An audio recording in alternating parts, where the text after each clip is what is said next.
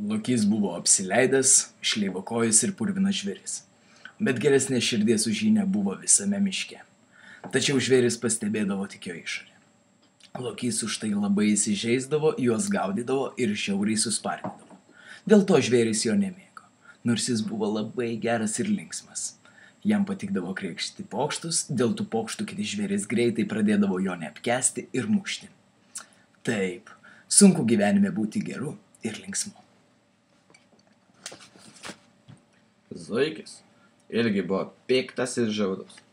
Ir purvinas. Ir dar jis buvo bailys. Zuikis niekuomet niekam nedarė niekšybių, nes bijojo. Tačiau vis tiek visi stipriai mušė. Todėl, kad blogis visuomet turi būti nubaustas. Vilkas irgi buvo pasileidęs ir purvinas. Ir dar jisai buvo labai piktas ir žiaurus. Bet žvėris jam nejautė neapykantos ir jo nemušė, todėl kad vilkas mirė dar ankstyvoje vaikystėje, todėl kad Lokys gimė anksčiau už vilką. Gerai, kai gėris nugali blogį. Zuikis irgi buvo piktas ir žiaurus. Ir purvinas. Ir dar jis buvo bailys. Zuikis niekuomet niekam nekrėtė niekšybių, nes bijojo. Tačiau vis tiek jį visi stipriai mušė. Todėl, kad blogis visuomet turi būti nubaustas. Ir genys taip pat buvo piktas ir žiaurus. Jis nemušdavo žvėrių, nes neturėjo rankų. Todėl savo įtūžį jis išliedavo ant medžio. Jo irgi niekas nemušė. Todėl, kad negalėjo pasiekti. Kartą jį mirtinai užspaudė nuvirtęs medis. Miške sklido kalbos, kad medis atkeršė. Po to žvėris ištisą mėnesį bijo šlapintis ant medžio. Jis šlapintėsi ant zuikio. Zuikis peršalo ir numirė. Visiems buvo aišku, kad dėl visko kaltas genys. Bet jo niekas nemušė, nes negalėjo ištraukti iš po nuvirtusio medžio. Taip, blogis kartais lieka nenubaustas. Kurmis buvo mažas ir aklas. Jis nebuvo piktas, jis tiesiog gerai darė savo darbą. Tai jis pragraužė medį, kuris užvirto ant kelio. Apie tai niekas nesužinojo, todėl jo ir nesumušė. Jį apskritai mušdavo retai. Dažniau gazdindavo. Bet jį buvo labai sunku išgazdinti, nes jis buvo aklas ir nematė, kad jį gazdina. Kai nepavykdavo išgazdinti kurmio, žvėris labai susikrimsdavo ir mušdavo Lokį, nes jiems buvo labai apmaudu. Kartą Lokys irgi sumanė išgazdinti kurmį. Bet kurmis neišsigando, nes Lokys jį užmušė netyčia. Tiesiog Lokys buvo labai nerangus. Žvėris jį labai stipriai sumušė, nežiūrinti tai, kad Lokys tiesiog norėjo pajuokauti. Blogai, kai tavo juokų niekas nesupranta. Lapė buvo labai gudri. Ji galėjo lengvai apgauti bet ką. Kai jai tai pasisekdavo, jos niekas nemušdavo. Bet kartais jai nepasisekdavo. Ir ją mušdavo. Mušdavo visas miškas. Ir tada jie jau negalėjo nieko apgauti. Todėl, kad labai sunku kažką apgauti, kai esi mušamas.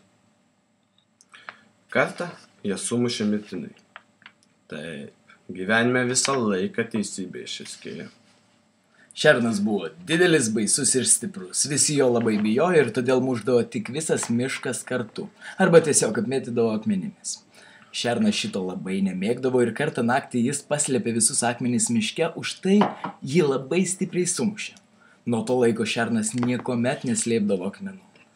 Tiesa, yra laikas rinkti akmenis ir yra laikas jų neliesti. Ožys buvo nei piktas, nei geras. Jis tiesiog buvo skundikas. Jis dažnai išskųsdavo ką nors. Ir jį mušti bijojo. Tačiau tokiu elgesiu jis visiems įkyrėjo. Ir tuomet jis sumušė mirtinai. Todėl, kad jis vis tiek būtų miręs nuo senatvės. Kada nors. Kai ožys mirė, Lokys graudžiai verkė. Nes jis paslapčiomis mylėjo ožį. Taip, meilė pikta, Pamilsi ir ožį. Ežiukas buvo mažas ir dygliuotas. Jis badėsi. Jis nebuvo piktas, tiesiog jo tokia prigimtis. Dėl to jį mušdavo tik per pilvą. Ežiukui tai žinoma nepatiko, todėl jis ėmė skustis plikai. Nuo tada jį ėmė mušti, kaip ir visus kitus. Labai sunku būti kitokiu.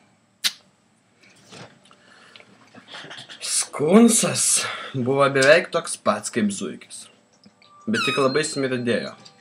Ir jo kvapas buvo nepakenčiamas. Jį mušdavo įkišę į celofano paketą, tada kvapas buvo net toks stiprus. Kartą buvo Skunso gimtadienis. Jis sukvietė visus žvėris, nes buvo godus. Ir mėgo dovanas. Ir žvėris jam padovanojo naują celofano maišelį. Ir stipriai sumušė jį. Iki sąmonės netekimo. Ir Skunsas pakete užduso. Taip jį ir palaidojo, neišėmė iš paketo. Labai tolimam miške. Nes miręs Skunsas dar labiau smirdėjo. Paskui atėjo labai tolimo miško gyventojus ir visus stipriai sumušė. Jiems nepatiko negyvas Skunso kvapas. Taip, su kaimynais reikia gyventi draugiškai. Žiurkėnas irgi buvo labai godus ir turtingas. Jei jis būtų dalinęsi savo turtais, jo nebūtų taip smarkiai mušę. Tačiau jis buvo godus, todėl jį mušdavo labai stipriai, labai stipriai. Ir jam vis tiek tekdavo dalintis ir graudžiai verkdavo. Juk turtuoliai irgi verkia. Liūtas. Liūtas buvo žvėrių karalius. Jis valdė mišką. Karaliaus mušti negalima. Toks jau įstatymas. Tačiau žvėris seniai spjovė įstatymus. Jie mušdavo ir liūtą. Ne už ką. Todėl, kad taip jau priimta. Taigi, draugai, nebemuškim vieni kitų. Gyvenkime draugiškai. Sudie. Tss, tss, tss, tss.